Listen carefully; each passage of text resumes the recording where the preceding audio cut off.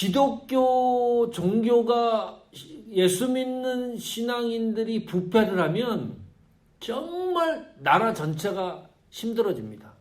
나라 전체가 힘들어지는 게 아니고 전 세계가 힘들어집니다. 그러니까 예수 믿는 사람들이 정말 깨어 있어야 됩니다. 아합과 같은 시대에 저희들이 살고 있어요. 그 경제는 먹고 살기는 좋은데 정말 우리 신앙을 도전하는 것에 대해서 제대로 우리 신앙을 정립하지 않고 항거하지 않으면 아합과 같은 이런 시대의 상황이 벌어진다는 거죠. 충격적인, 쉬운 문제가 아닙니다. 예를 들면 어느 정도냐면 1999년도에 한국에 보면 한국형사정책연구원이 있습니다. 그래서 설문조사를 했는데 99년도 설문조사예요. 제일 불신임, 청렴하지 못한 직업을 설문조사를 했습니다. 1위가 정치인입니다. 대한민국 사람들이 정치인은 도둑놈이라고 안 믿는 거예요. 1등이 정치인이에요. 2등이 누굴까요? 2등이. 한번 생각해 보십시오. 2등이 세무공무원입니다. 이 사람들이 부정직하다는 거예요. 그 직업군이. 그 다음 세 번째가 검사예요. 검사. 아니 잘못한 사람을 잡아다가 어떤 벌을 규정을 하고 그래야 되는 검사를 한국에 있는 사람들은 믿질 않는 거예요. 가짜라고. 네 번째가 의사입니다. 의사도 안 믿는 거예요. 야, 참 희한하죠. 내가 한국에서 치과를 갔는데 여기 하나 중학교 때 여기 하나가 빠져 있었거든요. 이가 그거를 이제 해서 끼워 넣었어요. 3개 걸쳐서 하니까 한 100만 원이 넘게 들었어요. 싸죠. 미국보다 훨씬 싸죠. 그런데 치과 이거는 굉장히 고급 손님이에요. 치과에서. 그리고 의사가 아주 친절하게 잘해줍니다. 근데 땜질하러 가면은 이 의사들이 환자 취급을 안 하는, 환자 취급이 아니고 진짜 엉성엉성하게 하는 거예요. 땜을 하고서 1시간 지나면 땜이 빠져요. 성공성공 하는 거예요. 그리고 몸이 많이 아프지도 않는데 뭐 MRI 찍어라 뭐 해라 막 그래가지고 미국에서는 위장 내시경 하는 것도 힘든데 너무너무 쉽게 하는 거죠. 그러니까 안 믿는 거예요, 사람들이. 5번째가 누구냐? 목사예요. 그러면 뭐 정치인, 세무사, 검사, 의사 믿지 않는 이 불신하는 직업군에 종교인이 들어간 게 5번째가 목사니까 종교 전체에서 기독교를 제일 불신임한다는 겁니다. 대한민국 사람이. 안 믿는 거예요. 그러니까 교회를 다닌다, 뭐 목사다 그러면 가짜, 무슨 뭐 사기꾼, 이렇게 생각하는 거예요. 엉터리 같다고. 청렴한 직업은 뭐냐? 그럼 청렴한 직업은 농부가 1위입니다. 대한민국 사람들의 생각이 그런 거예요. 2번째가 우체부 아저씨들, 최신에 관계된 분들. 그리고 3번째가 신부입니다. 캐톨릭 신부들은 청렴하다고 또 생각을 해요. 야, 보통 심각한 게 아니죠. 그러면 2017년은 어떨까요? 2017년 그 생각은 어떤가요? 2017년에 기독교 윤리 실천 운동에서 기훈실에서 또 설문조사를 했습니다. 여기에서 설문조사한 게 뭐냐면 가장 믿을 수 있는 종교, 가장 믿을 수 있는 종교. 그러니까 그 첫 번째가 캐톨릭입니다. 그리고 종교를 얘기를 하면 2번째가 불교예요. 그 3번째가 기독교예요. 그러니까 참 희한하지. 왜 어쩌다 이렇게 됐는지 모르겠어요. 사람들이 하여튼간 예수 믿는 사람을 싫어해요. 교회를 싫어해요. 심각하지 않습니까? 보통 심각한 문제가 아니에요. 그러면 교회 다니는 사람들도 조사를 해봤어요. 교회 다니는 사람들을 조사를 해보니까 이거는 그 합동 측에서 설문조사를 한 겁니다. 개신교를 불신하는 사람들, 그러니까 개신교를 제대로 믿지 않는 대한민국 사람들이 75.8%예요. 75.3%. 그러면 10명 중에 7, 8명은 예수 믿는 사람을 신뢰 안 한다는 겁니다. 교회를 신뢰 안 한다는 거죠. 그러면 교회 다니는 사람들한테 물어봤어요. 너희 목사님 신뢰하냐? 교회를 신뢰하냐? 이렇게 물어봤더니 38.9% 안 믿는다는 거지. 교회 다니면서도. 그러면 10명 중에 4명은 10명 중에 4명 정도는 교회를 다니고 있으면서 목사님을 신뢰 안 하는 거예요. 자기가 다니는 교회도 신뢰 안 하는 거예요. 이런 시대예요. 기독교가 이렇게 쇠퇴한 시대에 저희들이 살고 있습니다. 이 쉬운 문제가 아닙니다. 지금 아합 왕이 통치하던 시대랑 너무너무 비슷해요. 먹고 살기는 너무너무 좋은데 이런 시대적인 그 상황, 내 신앙적인 상황이 한가하지 못하는 예수 믿는 사람들, 정신 차리지 못하는 신앙인들이 무수히 많다는 거예요. 교회는 다니고 있지만 예수는 믿는다고 한다고 하지만 엉터리 같은 그런 신앙인들이 지천에 있다는 뜻이죠. 그런데 오늘 17절에 보니까 그런 시대에 항거하는 단 한 사람이 있습니다. 그게 엘리야입니다. 길르앗에 우거하는 중에 디셋 사람 엘리야가 아합에게 말하되 그랬습니다. 내가 섬기는 이스라엘 하나님 여호와께서 살아계심을 두고 맹세하노니 내 말이 없으면 수년 동안 비도 이슬도 있지 아니하리라 하니라 그랬습니다. 지금 엘리야에 대한 최초의 기록이 사무엘상 17장 1절 읽은 이 성경에서 성경에 최초로 엘리야가 등장하는 거예요. 그런데 그 엘리야가 아합 왕한테 가서 선포하는 메시지 내용을 상상해 보십시오. 아까 제가 서두에 아합 왕이 보통 못된 사람이 아니라 그랬습니다. 뭐 왕비 이세벨도 그렇고 이거는요 죽는 거예요. 말할 수 없는 겁니다.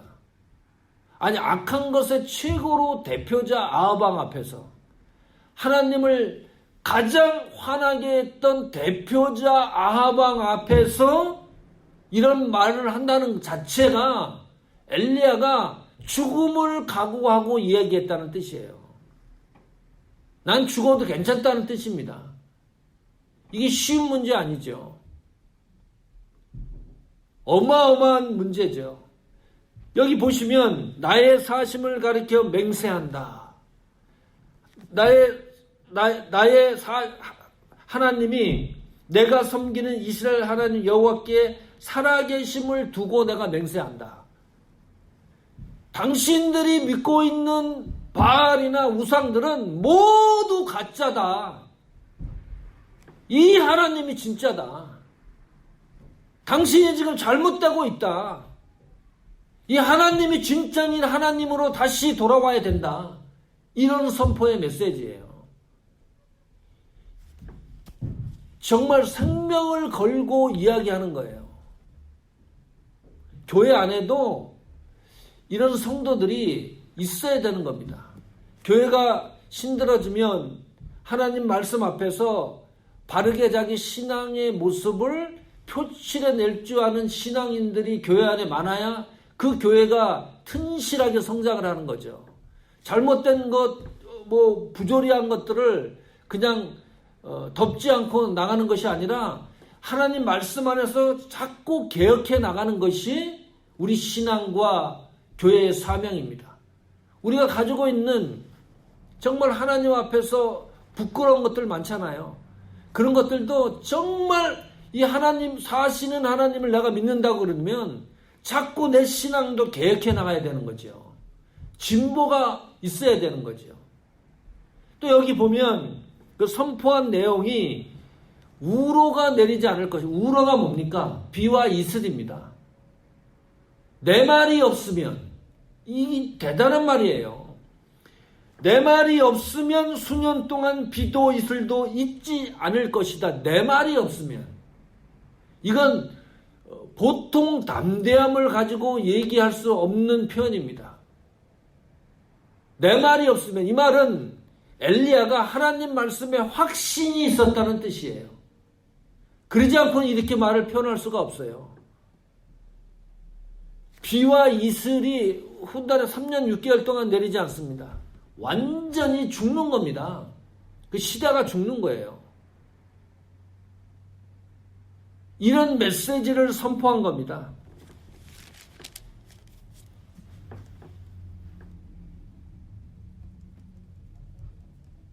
저는 이 성경을 보면서 이 엘리야가 이렇게 담대했던 이유가 뭘까?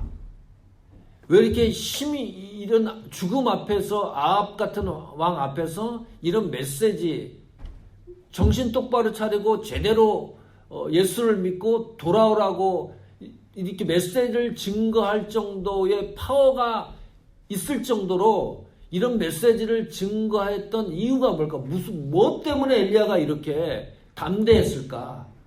그 이유를 성경이 이렇게 설명하고 있습니다. 굉장히 중요한 거죠. 한번 찾아보십시오. 야고보서, 신약성경입니다. 야고보서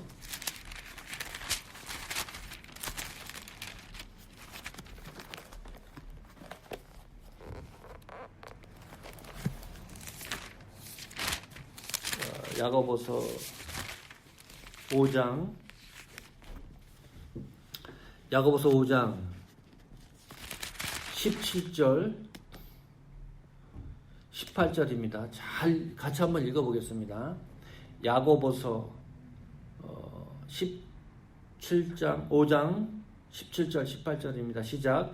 엘리야는 우리와 성정이 같은 사람이로되 그가 비지하지 않기를 간절히 기도한즉 3년 6개월 동안 땅에 비가 오지 아니하고 다시 기도하니 하늘이 비를 주고 땅이 열매를 맺었느니라. 와. 그 엘리야가 아합 왕 앞에서 담대했던 이유가 다른 거 없어요. 엘리야는 우리와 성정이 같다. 이 말은 뭐예요? 똑같다는 거예요. 엘리야가 뛰어난 사람이 아니었다. 뭐 특별한 사람도 아니었다. 엘리야는 하여간 우리랑 규현 형제랑 똑같은 사람이었고, 나랑 비교해도 백승철이랑 성정, 그런 감정이나 모든 것에 있어서 똑같은 사람이었다.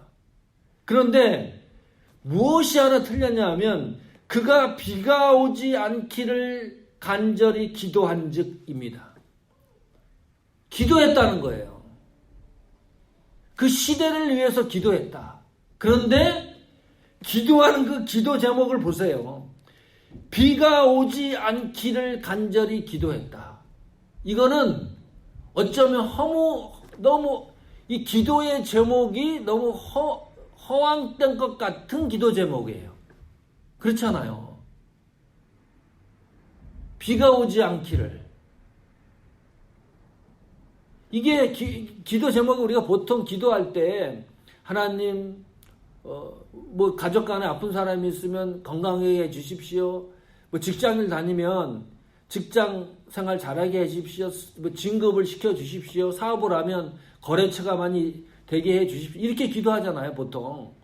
나의 부족한 것을 하나 고쳐주세요. 이게 우리의 보통 기도하는 기도 제목인데, 지금 엘리야는 그 이스라엘이라고 하는 나라가 도무지 하나님 앞에 돌아올 기미가 보이지 않으니까 이 사람들이 하나님이 직접 어떤 아주 심각한 하나님의 존재를 인정할 수 있는 그런 상태가 돼야지만 이 사람들이 돌아올 것 같으니까 이런 기도 제목을 놓고 기도한 거예요. 하나님이 사인을 준 것도 아니고 비가 오지 않기를 엘리야가 기도했다. 그런 기도를 했다는 거예요, 엘리야가. 그런데 그 기도를 하나님이 들어주셨다. 그 말이죠. 또 그래서 18절에 보면 다시 기도하니 하늘에서 비를 주었다.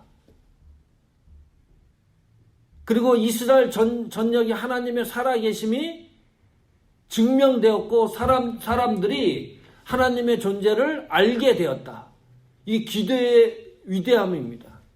작은 거 하나님이 응답해 주시죠. 그러니까 기도는 폭이 깊고 넓게 하는 게 좋습니다. 하나님, 우리 사모하는 교회가 이 세계의 핵심이 되는, 중심이 되는 교회가 되게 해 주십시오. 이거 큰 기도잖아요. 이 불야에서만 이게 아니고 자녀들을 위해서도 하나님 이 자녀들이 이 세상에서 세상을 무대로 하나님 앞에 영광을 돌리게 해 주십시오. 이런 폭이 넓은 기도. 하나님은 기도하는 사람을 선용하십니다. 예수 믿는 사람의 힘은 기도입니다. 다른 거 없습니다. 다시 한번 오늘 말씀을 상고하시면서 정말 조건이 안 좋습니까? 아방 시대처럼 이세벨이 통치하던 시대처럼 숨을 쉴 수 없을 정도로 힘들고 지치는 상황이 있을지라도 그것을 헤쳐나갈 수 있는 힘은 기도밖에 없습니다. 다른 방법이 없습니다. 기도를 하다 보면 하나님이 어떤 정점의 그 시기와 장소와 때에 가장 정확하게 우리를 사용하실 때가 있습니다. 엘리야처럼. 그 시대를 향해서 엘리야가 할 일이 없는 거예요. 방법이 없어요. 방법이 없으니까 기도했어요. 하나님, 비라도 오지 않게 해서 이 사람들 정신 차리게 해달라고 그 기도한 거예요. 그런데 하나님은 그 기도를 들어주셨습니다. 하나님을 보좌를 움직이는 우리 사모하는 교회와 또 여러분 신앙의 생애가 기도를 통해서 하나님이 역사하시는 은혜를 누리고도 남는 그런 축복이 있으를 간절히 축원합니다.